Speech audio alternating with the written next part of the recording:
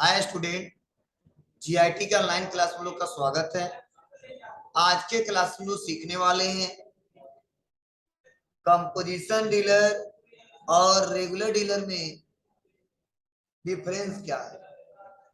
Second सीखने वाले हैं इनवाइस किसे कहते हैं या हमारे बिल में इनवाइस का क्या मतलब है, इनवाइस क्या है।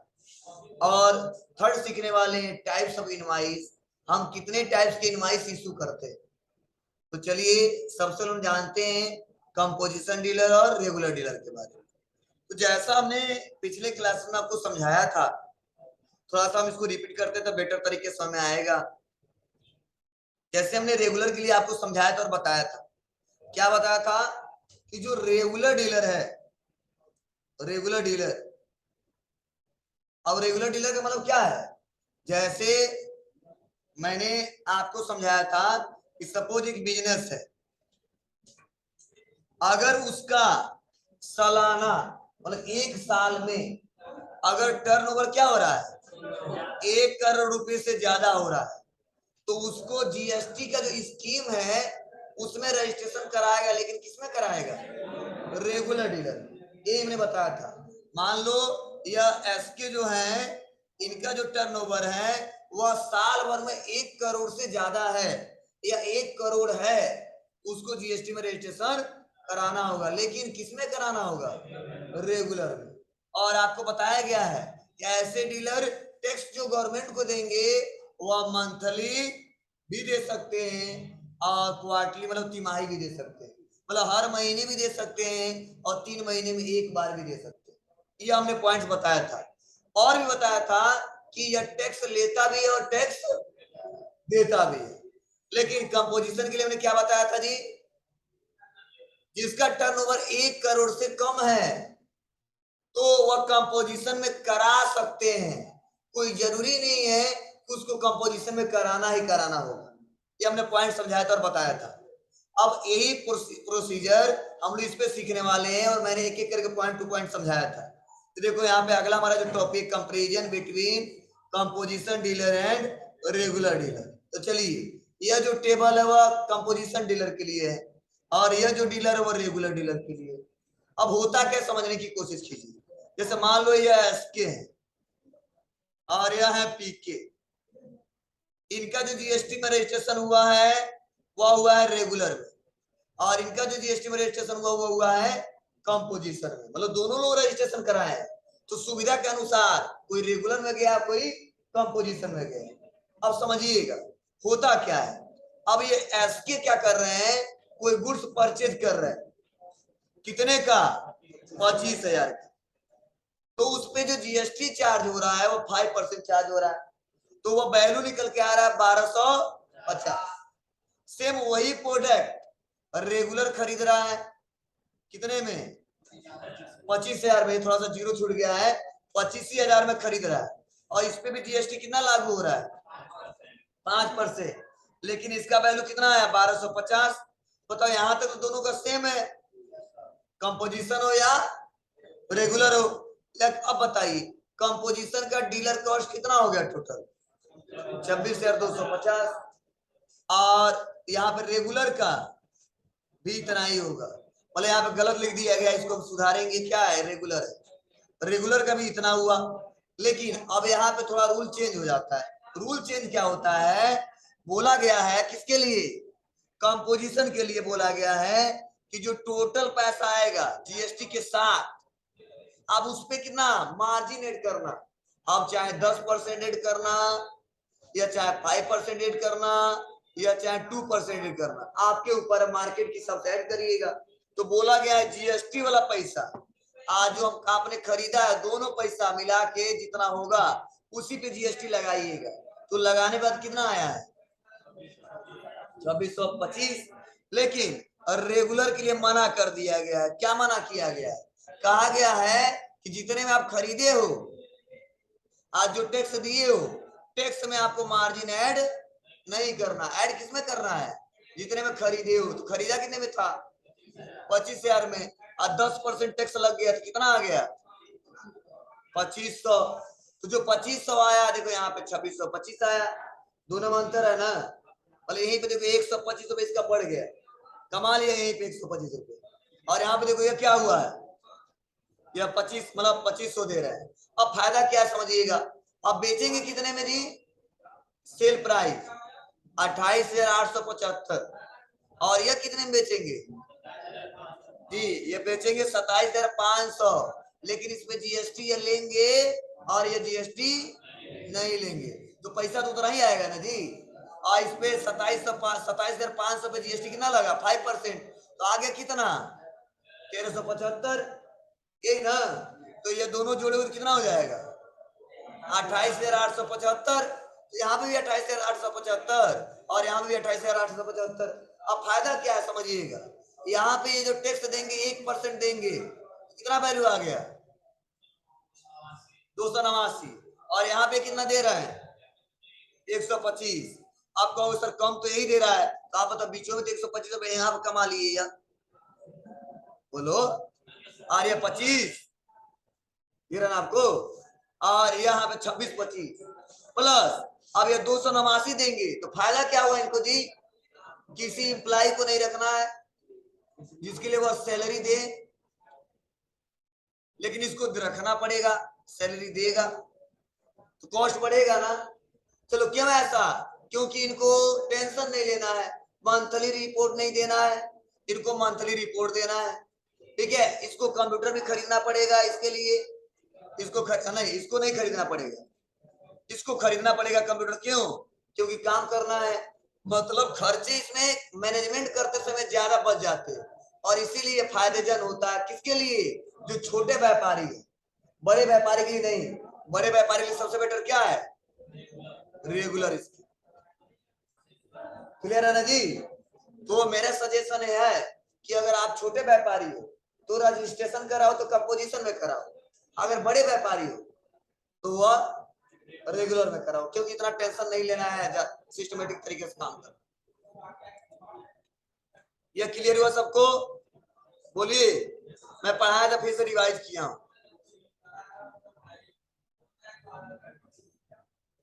एक पहले पानी नहीं देते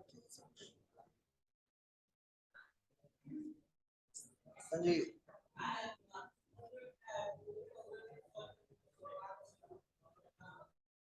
चाय देने से पहले पानी दे देना चाहिए, चाय पिला दिया पसंद। देखिए नेक्स्ट जो हम लोग पढ़ने वाले हैं, वो पढ़ने वाले किसके बारे में, वो जानने वाले हम लोग इनवाइस के बारे में। अब पहले सबसे पहले राज्यसभा से इनवाइस होता क्या है, थोड़ा पढ़े हो क्या बताया जा रहा है। इनवाइस किसी भी टैक्स कंप्लायंस का बहुत महत्वपूर्ण पार्ट होता है, इसीलिए इनवाइस के नियम को समझना बहुत ही आवश्यक है।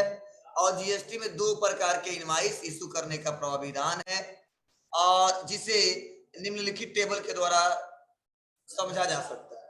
पहले इसको समझने से पहले पहले जानते हैं इनवाइस देखो होता क्या।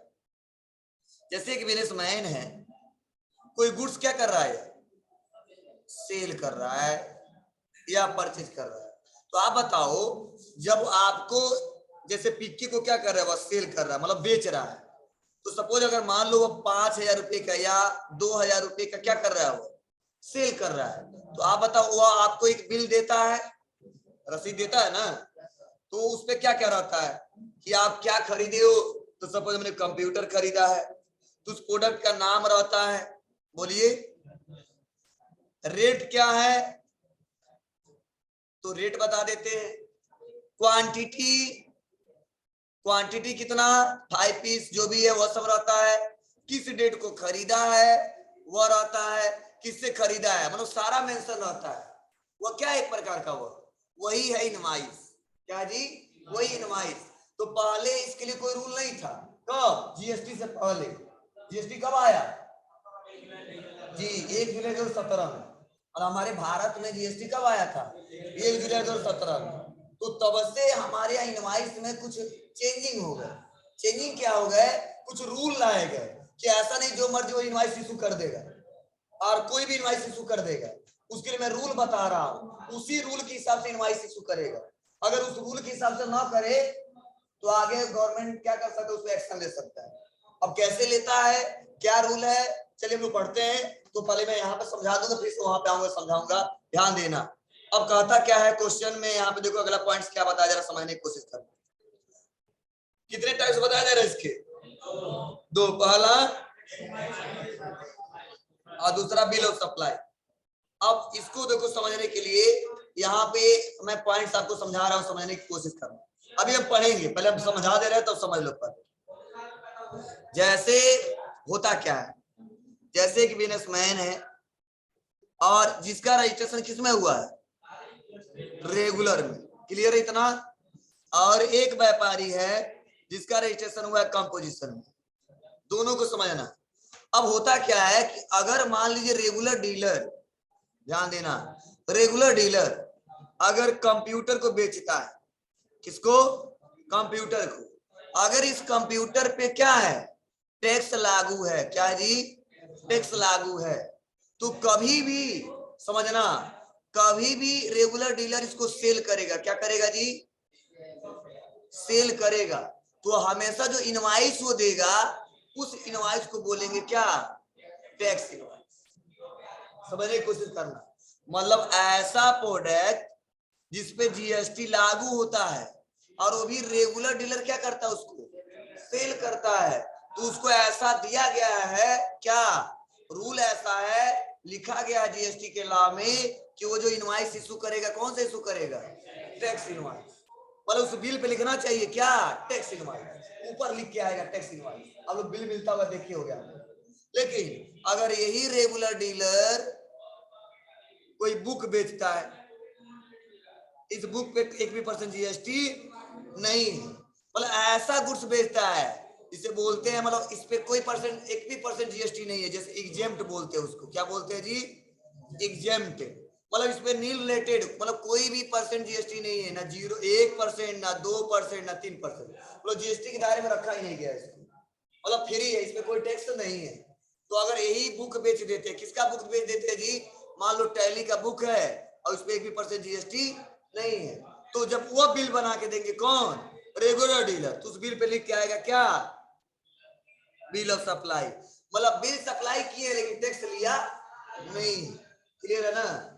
चलिए, तो ये हमारा क्लियर हुआ। टैक्स इनवॉइस कोई बोलेगा कब इशू करते, जवाब दे देंगे।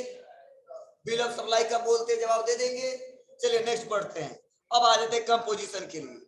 अगर मान लो कंपोजिशन डीलर है और अगर मान लो इसी कंप्यूटर को क्या कर रहा है, बेच रहा है, तो चाहे वह टैक्सेबल हो और चाहे वह एग्जेम्प्टेड हो, यह जीएसटी वसूल नहीं सकता।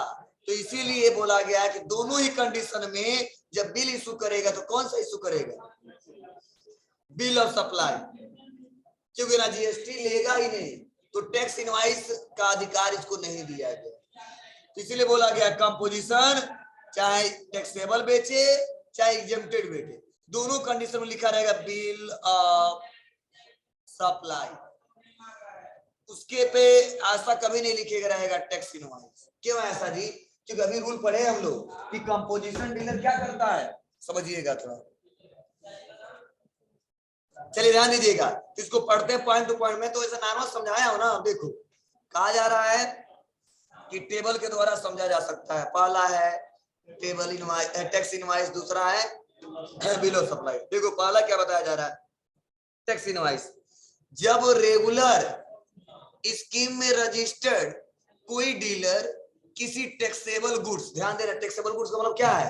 ऐसा गुड्स जिसमें जीएसटी में टैक्स है, ठीक है। टैक्सेबल गुड्स को क्या करता है? सप्लाई करता है, मींस बेचता है। तो उसे टैक्स इनवॉइस अनिवार्य है, मतलब अनिवार्य रूप से इशू करना होता है। क्लियर है? फिर से देखो बताया जा रहा है bill of supply. Bill of supply निम्नलिखित दो कंडीशन में इशू करना होता है। कब? जब रेगुलर डीलर के द्वारा किसी एग्जेम्प्टेड गुड्स को सप्लाई किया जाए, बताओ ना अभी। और दूसरा पॉइंट क्या है जी? जब कंपोजिशन डीलर के द्वारा गुड्स सप्लाई किया जाए, अब चाहे टैक्सेबल हो चाहे एग्जेम्प्टेड। क्लियर है? अब चलिए यहाँ पे इसका टेबल भी बनाया गया, अभी इसको पढ़ाऊंगा, पहले इसको देख लेते। Types of dealer, types of goods और टाइप्स ऑफ इनवॉइस। समझिएगा, कहा गया है कि अगर कोई रेगुलर डीलर किसी टैक्सेबल गुड्स को बेचता है तो वहां पे क्या इशू करेगा? Tax invoice. क्लियर है? फिर से, अगर कोई रेगुलर डीलर किसी एग्जेम्प्टेड गुड्स को क्या करता है? सेल करता है, तो टैक्स क्या लेगा वहां पे? Bill of supply. अगर कोई कंपोजिशन डीलर टैक्सेबल गुड्स को सेल करता है तो भी करेगा क्या? Bill of supply. अगर कोई कंपोजिशन डीलर एग्जेम्प्टेड गुड्स को सेल करता है तो भी क्या करेगा? Issue bill of supply. Clear है? आप लोग जाके आज के बाद से खरीदना और आप लोग देखना, वहां पर कोई लिखते हैं इनवॉइस, ठीक है ना, कोई लिखते हैं टैक्स इनवॉइस, और कई बिल पे मिलेगा बिल ऑफ सप्लाई। ठीक है, लेकिन सबसे बड़ी दिक्कत है लोकल में लोग बिल देते नहीं, सबसे बड़ी दिक्कत है। ठीक है, अगर आप लोग अगर किसी ब्रांडेड आइटम दे रहे हैं, चलिए ध्यान दीजिएगा, यहाँ पे कॉपी ऑफ इनवॉइस के बारे में बताया जा रहा है, समझाया जा रहा है। कहा जा रहा है सप्लाई ऑफ गुड्स। जब हम किसी गुड्स को सप्लाई करते हैं, गुड्स का मतलब समझ रहे हैं ना आप लोग, जैसे मान लो कंप्यूटर को हम सप्लाई कर रहे हैं, माउस को, कीबोर्ड को, ये सारे हमारे क्या एक प्रकार के गुड्स हैं। तो बोला गया है कि इसके लिए 3 है। पहला है ओरिजिनल कॉपी, डुप्लीकेट और ट्रिप्लीकेट। आपको सर क्या मतलब है? तो देखो बताया जा रहा है, issue for receiver recipients of goods. Duplicate के लिए इशू फॉर ट्रांसपोर्टर और ट्रिप्लीकेट के लिए रिटेन बाय द सप्लाई। अब इसका मतलब क्या है समझिएगा, बहुत बहुत इंपॉर्टेंट है क्योंकि आगे दिक्कत होगी। जैसे एक व्यापारी है और किसी को गुड्स सेल करता है। अब सपोज मान लो इनका व्यापार कहाँ है? पडरौना में, और इसका व्यापार कहाँ है? कस्या में। अब ये सेल कर रहे हैं, और सेल क्या कर रहे हैं? गुड सेल कर रहे हैं। तो यह बताया गया है कि जब यह इनको बेचेंगे तो उस समय गुड्स जब बेचेंगे तो 3 इनवॉइस इशू कर सकते हैं। आपको सर क्या मतलब? एक इनवॉइस का 3। अब कैसे? तो पहला बताएगा ओरिजिनल, और ओरिजिनल किसको देंगे? जो माल खरीद रहा है, बस आपको ना, जो माल खरीद रहा है। फिर से बता रहा डुप्लीकेट, ये किसको देंगे? ट्रांसपोर्टर को। मालूम पडरौना से भिजवाएंगे कसिया, तो गाड़ी वाले के पास भी तो प्रूफ होना चाहिए, कितने लाख रुपए का माल लेके जा रहे हैं, रास्ते में रोक देंगे तब क्या करोगे? दिखाना पड़ेगा। ठीक है, तो ये किसको देते हैं कॉपी? ट्रांसपोर्टर जो माल लेके जाता है। तो छोटा सा एग्जांपल दिए, पडरौना से कसिया, मान लो दिल्ली से आता है पडरौना, लखनऊ से आता है, ट्रांसपोर्टर लोग मंगवाते हैं सब। ठीक है, तो वहां पे गाड़ी वाला जो चलाता है, ड्राइवर उसके पास रहता है, तो दिखाता है, रास्ते में कई जगह रोका जाता है, कितने का माल रखे हो, इसका बिल दिखाइए आप, तो दिखाते हैं लोग, अगर नहीं तो गाड़ी रोक दिया जाता है, हो रहा ना। तो यह बोला गया ट्रांसपोर्टर। और एक है written by the supply, means जो माल को सप्लाई कर रहा है उसके पास भी एक होना चाहिए। मींस क्या मतलब है? मतलब यही है कि मैं एक व्यापारी हूं और मैं आपको गुड्स बेच रहा हूं, तो वहां पे जो हम लोग क्या करेंगे, बिल इशू करेंगे, जो एंट्री करेंगे उसका कभी भी 3 कॉपी बनाना चाहिए।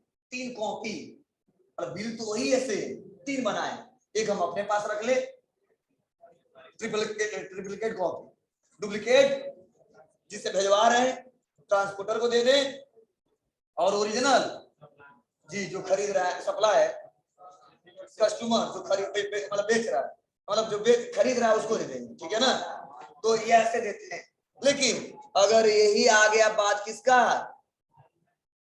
सप्लाई ऑफ सर्विसेज का, तो बोला गया 2 ही कॉपी है, एक ओरिजिनल और एक डुप्लीकेट। आप कहो सर क्यों ऐसा है? क्योंकि आप बताइए, गुड्स को तो गाड़ी में लाद के ले जाते हैं, क्या सर्विस को भी गाड़ी में लाद के ले जाते हैं क्या? लेकिन लाद के ले जाओगे नहीं। अब कहो सर कैसे? मान लीजिए मैं आपको पढ़ा रहा हूँ, क्या कर रहा हूँ? मैं पढ़ा रहा हूँ, क्या बताइए, इसको कहीं पे रखा जा सकता है, तो गाड़ी में रख लेंगे, रिकॉर्डिंग का बात अलग है। ठीक है, लेकिन आप तो जो पढ़ा रहे हो गाड़ी में रख लेंगे, ट्रांसपोर्टर का सहारा लेना पड़ेगा? नहीं लेना पड़ेगा। मतलब ट्रांसपोर्टर क्यों रखे थे? क्योंकि गुड्स था, उसको भेजवाने के लिए किसी न किसी गाड़ी का सहारा लेना पड़ेगा। तो वहां पर रखा था ट्रांसपोर्टर, लेकिन सर्विस के लिए ऐसा नहीं है, और डायरेक्टली होता है, हम सर्विस देंगे और आप लेंगे, यही होगा ना। किसको लगा है नहीं, जितना बोले गाड़ी में लोड किया और आप पर चला गया, ऐसा तो है नहीं। इसीलिए दो ही है, एक जो बेच रहा है और एक जो खरीद रहा है। तो ओरिजिनल किसके पास, जो सर्विस रिसीव कर रहा है, डुप्लीकेट किसके पास, जो सप्लाई कर रहा है, क्लियर है ना।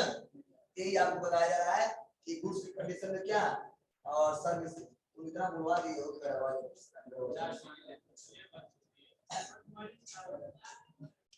हो जाएगा बाबू। तो यह हमारा एक टॉपिक था। आप बताइए इसमें किसी को कोई डाउट है तो आप लोग पूछिए। तो देखो सर्विस के कंडीशन में दो हमारे, एक हाँ